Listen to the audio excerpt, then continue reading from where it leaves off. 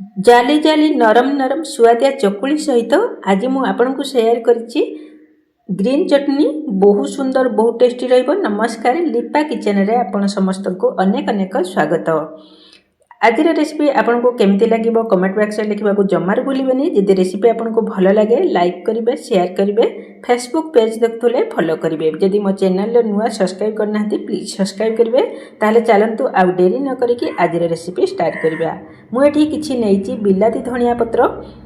एई धनिया पत्र एकदम पूरा बड़ बड़ पत्र टिके आसे, किंतु खाइबा को एकदम पूरा टेस्टी एकदम सुआदिया लगे। आम देशी धनिया पत्र ठू भी ये अधिक सुआदिया लगे। यही गछ मु आम बाड़ी लगे, ये भी माने बहुत सुंदर बहुत टेस्टी। यही पत्र को मुझे सब धोई नहीं थी, तापर मो छोट छोट पीस करके काटी देछि। तापर आम कौन करबे ना ग्राइंडिंग जार रे सब को होची देबा।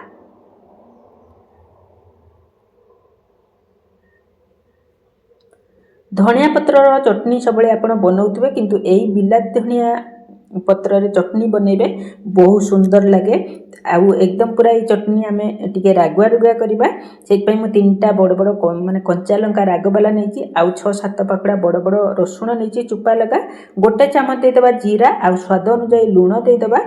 आउ एको टिके खट्टा मीठा चटपटा बनवाई मुझे तेंतुली खट्टा ऐड करछि। आपण चाहिले लेंबू 1.5 फाळरू माने 1.5टारू 2टा लेंबू देबे। टिके खट्टा लागिबो, आउ टिके राग लागिबो, आउ टिके मीठा लागिबा पई आमे चीनी देदेबा 2 चमच, आ पानी देदेबा 7-8 चमच, माने होची 50 ग्राम पाखा पाखी। आमे 50 ग्राम रो टिके कम पानी देके आमे एमती बाटी के नै आसीबा। देखंतु एठी आमर होची चटनी बाटी ने आनकी एकदम पूरा रेडी हे जाइछि चटनी। एई चटनी की एमती खाइबे, रुटी सहित खाइ परिबे, भात सहित खाइ परिबे, पिठा सहित, दुसा सहित खाइबे ना। एई चटनी एकदम पूरा बहुत बढ़िया रहबो, बहुत सुंदर बहुत टेस्टी आसीबो।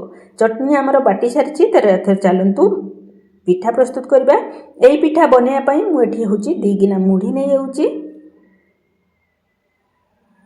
मुढी की नै साइला परे आमे सेथिरे किछि पानी देई दबा। पानी दे देकी आमे 5 मिनिट पर्यंत ताको भिजे के छाड़ी दबा। जेमती 5 मिनिट भितर मुढी हमर भल से होची भिजी जिवो। आउ एई भिजिबा द्वारा टे मुढीटा हमर टिके सॉफ्ट बनि जिवो।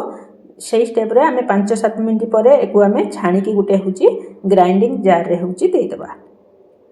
देखंतु एटी 5-7 मिनिट मोर हेई जाइछि। मुढी की आमे एथरो छाणी की ग्राइंडिंग जार रे देई दबा। आपण पाखरे जदि भी समय थाए ताहले आपण अधिक समय मध्य भिजई पारिबे।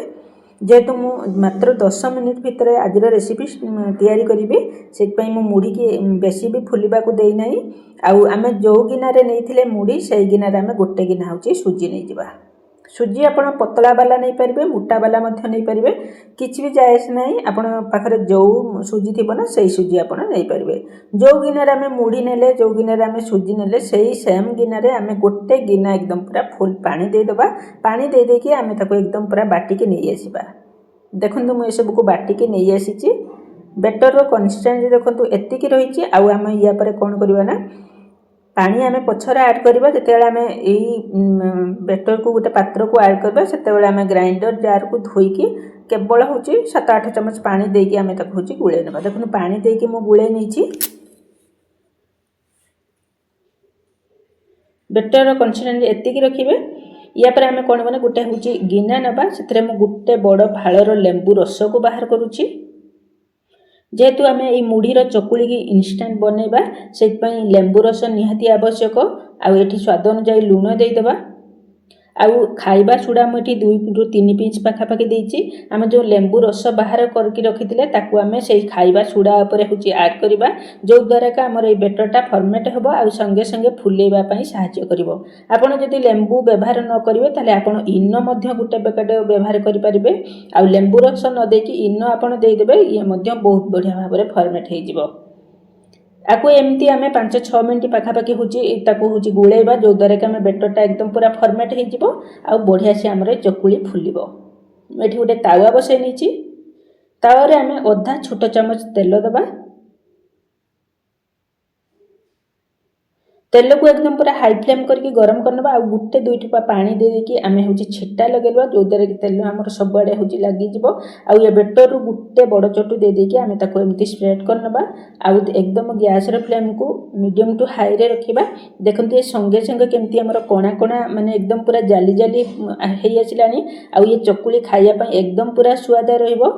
देखो ये सबू आमर केते सुंदर सब कणा कणा हो एकदम पूरा जाली जाली बनी। एथर आमर गोटे चकुली मु प्रस्तुत कर नहीं अलगा प्रोसेस रे मुझे चकुली बनैबी। देखो ये चकुली पकेबा मात्रे ही कणा कणा हो जाउची। एको आमे कोन करबा ने टिके गोटे मिनिट रु 2 मिनिट आमे ताको कवर कर नबा। 2 मिनिट पर देखंतु एठी आमर हूँ केते सुंदर बढ़िया भाव में सीझी जाइए एकदम पूरा सब जाली जाली बनी। यही स्टेज पर आम कौन करना को बाहर करना आपको लेउटेबा किसी भी दरकार नहीं जेहेतु दी पट जाक आम सीझी जाइए एकदम पूरा बढ़िया से जाली आसी जाइए तेणु आम आपको लेउटेबा दरकार नहीं एमती ही प्रस्तुत करके खाईपारे। देखो सेम प्रोसेस रे मु सबू चकुली की बनई नौ। देखो मुझे सबू चकुली की बनई की नहीं आसी एकदम नरम एकदम पूरा स्पंजी बनी। देखो ये पिठा को देखिए आप जानीपे ये केते नरम और केते सॉफ्ट बनी। आपड़ एमती चकुली बनईकी एमती ग्रीन चटनी सहित खाइबे देखिए बहुत बढ़िया रहिबो बहुत टेस्टी लगे। निश्चित भाव ये रेसिपी की आप थे घरे ट्राए करेंगे। जदि रेसिपीटी आपको भल लगी लाइक टे निश्चित भाव करके जातु। जदि चैनल सब्सक्राइब करना प्लीज सब्सक्राइब करूँ। आ ये भिडियोटी समस्त को शेयर करूँ। केमिति लगिला कमेंट बॉक्स में लिखा जमा भी भूलिबेनी। रही पुणी आसबि आउ एक नुआ वीडियो सहित नुआ ट्रिक रे। बाय जय जगन्नाथ।